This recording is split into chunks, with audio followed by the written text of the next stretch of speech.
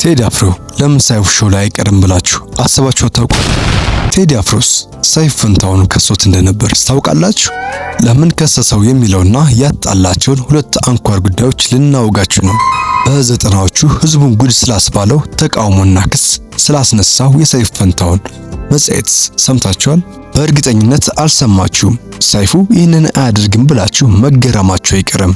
ሳያደምስ ሰይፉ ፈንታውን ከሳው እንደነበር ሰምታችኋል? ቴዲ አፍሮና ኤልያስ መልካ በአበጊዳ አልበም መኮራረፋቸውን በመጽሔት የወጣ ጉዳይ ነው። ታዲያ ቴዲ አፍሮ ዘፈኖቹና ጓደኞቹ ለየቅል ሆኑሳ። ከሐሜት ፕላስ ዩቲዩብ ቻናል ጋር አብራችሁን ጥቂት ሲዘልቁ ቴዲ ለምን ሰይፉ ሾው ላይ እንደማይቀርብ ፍንት ብሎ ይገለጽላችኋል። ትንሽ አብራችሁን ቆዩ።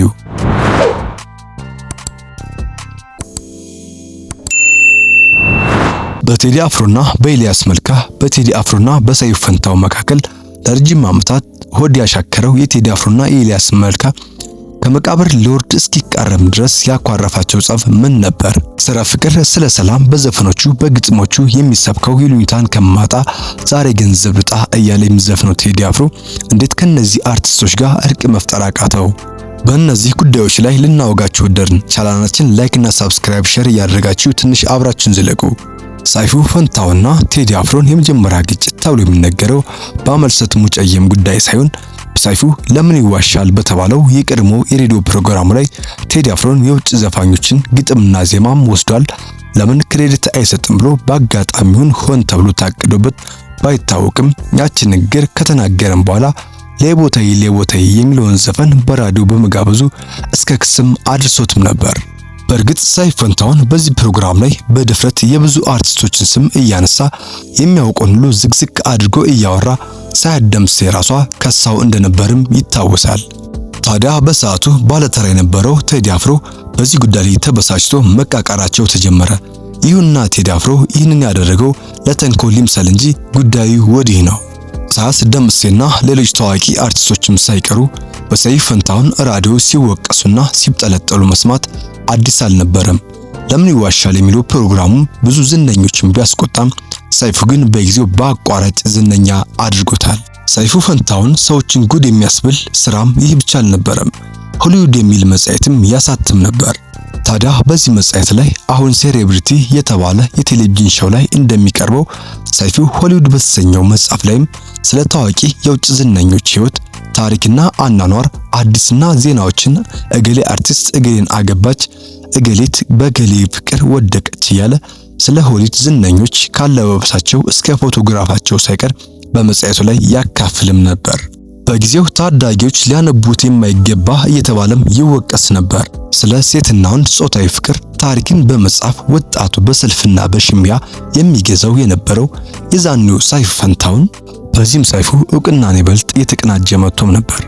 ታዲያ ልጆቻችን እንደዚህ አይነት መጽሔት በማንበባቸው እንዳይበላሹ ስጋት ውስጥ የገቡ ወላጆች ይህን መጽሐፍ መታተም እንዲያቆም በሰይፉ ላይ ተቃውሞም አድርሰውበት ነበር። የሰይፉ የዛኔዋ መጽሐፍ የፍቅር ታሪክ ይዛ መጣች ተብሎ ተቃውሞ የገጠማት ዛሬ በሌላ መልኳን ቀይራ በኢንተርኔት ብቅ ብላለች። ታዲያ ሰይፉ ፈንታውን ቀድሞ የነቃ ጋዜጠኛ ነው ወይስ? ሐሳባችሁን ኮሜንት ላይ አስቀምጡልኝ። የቴዲ አፍሮና የሰይፉ ፈንታውን ሁለተኛ ጸባቸው የአሁኗ የቴዲ አፍሮ ባለቤት የሆነችው አመልሰት ሙጨዬ ነች።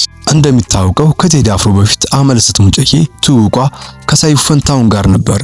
ትውውቃቸውም እሷ ከዩኒቨርሲቲዎች የቁንጅና ተወዳዳሪ ነበረች።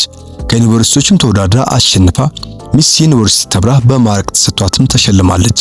ይህም የቁንጅና ውድድር ባመጣላት እድል ከሰይፉ ፈንታውን ጋርም ይፈለጋል የሚለውን የመጀመሪያ ፊልማቸውን ሰራች። በዚህ ምክንያት ከሰይፉ ፈንታውን ጋርም የፍቅር ግንኙነት ነበራቸውም ተብሎም ይጠረጠሩም ነበር። ታዲያ ዝናን ለማግኘት ትልቅ ቦታ ለመድረስ የተፍጨረጨረች የነበረችውም የዛኔዋ አመልሰት ሙጨዬ የቴዲ አፍሮ አንድ ዝግጅት ላይም የሥራ ዕድል ይመጣላታል። እሱም ሜካፕ አርቲስት መሆን ነበር። በዚህም አመልሰት ሙጨዬ ሳታቅማማም እችላለሁ ብላ በሰዓቱ ሜካፕ የሚሰራውም ቴዲ ስለነበር ቴዲ ሜካፕ ሲሰራውም በዛንም ቀን አይቶ ይወዳታል። ከዛም ሳያወሩ ብዙ ቆይተው ዳግም የአመልሰት እናት ሞተችበትም ወቅት ቴዲ የአመልሰት ልቅሶም ተገኝቶ በዛው በድጋሜ አውርተው ስልክ ተቀይረው የፍቅር መንገዳቸውን ሀብለው ጀመሩ። ቀድሞ ከአመልሰት ሙጨዬም ጋር ግንኙነት የነበረው ሰይፉ ፈንታውን በግንኙነታቸውም ደስተኛ እንዳልነበርም ይነገር ነበር። ታዲያ ቴዲ አፍሮ ሰይፉ ፋንታሁንን ሆን ብሎ ለማናደድ ይሁን አመለሰት ሙጬን የጠበሳት? እስኪ የእናንተን አስተያየት ኮሜንት ላይ ጻፉልኝ። እኔ ቀጠልኩ። ይሁንና አመለሰት ሙጬና ቴዲ አፍሮ በትዳር ተጣምሮም እንኳን ሰይፉ ፋንታሁን ቴዲ አፍሮን ለመቀማት በተደጋጋሚ ጊዜ አመለሰት ሙጬን የፍቅር ጥያቄ እንደሚያቀርብላትም ይነገርም ነበር። በዚህም ቴዲ አፍሮ ጋር ይበልጥ ጸባቸው እየተጋጋለና እየጠነከረም ይመጣል። ይበልጥ ለሶስተኛ ጊዜ ጸባቸውን ይበልጥ ያካረረ ጉዳይ ግን ቴዲ አፍሮ ብራና የሚለው ሙዚቃ ተሰርቆም ራዲዮ ላይ በተለቀቀበት ወቅት ነበር። በዚህም የሙዚቃ መጨረሻ ማስተር ቢት ሲሰራ ስልክ ይዞ መግባት በማይቻልበት ስቱዲዮ ሰይፉ በአጋጣሚ ተገኝቶ ስለነበርም ሙዚቃው ጠፍቶ ሀገር ሲታመስ አንድ ስቱዲዮ ውስጥም የነበረ ሰው ሰይፉ ስልክ እያናገረም ሲወጣም አይቻለው ይላል። ቴዲ አፍሮ ሰይፉ ፋንታሁን ሰረቀኝ ብሎ ደግሞ ቦሌ የሰይፉ ቢሮ በሚገኘው ሸገር ህንጻም ድረስ ሰይፉ ፋንታሁን አንተን የሰረከኝ ብሎ ያፋጥጡታል።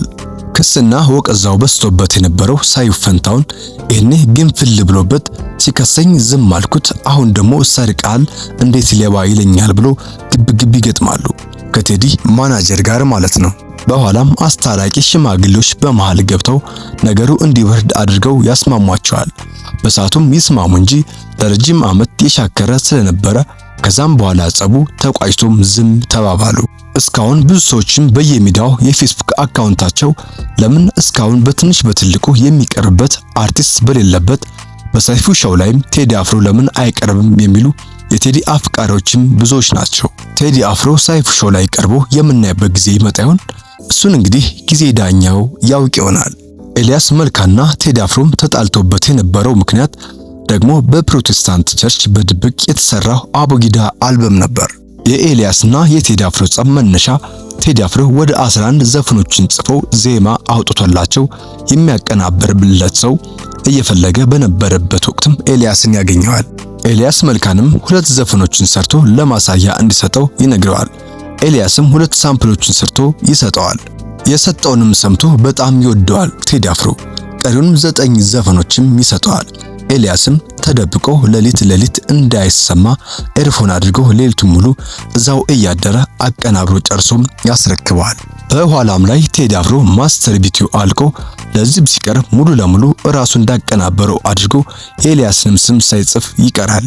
በዚህ ምክንያት ኤልያስ መልካና ቴዲ አፍሮም ይቀያየማሉ።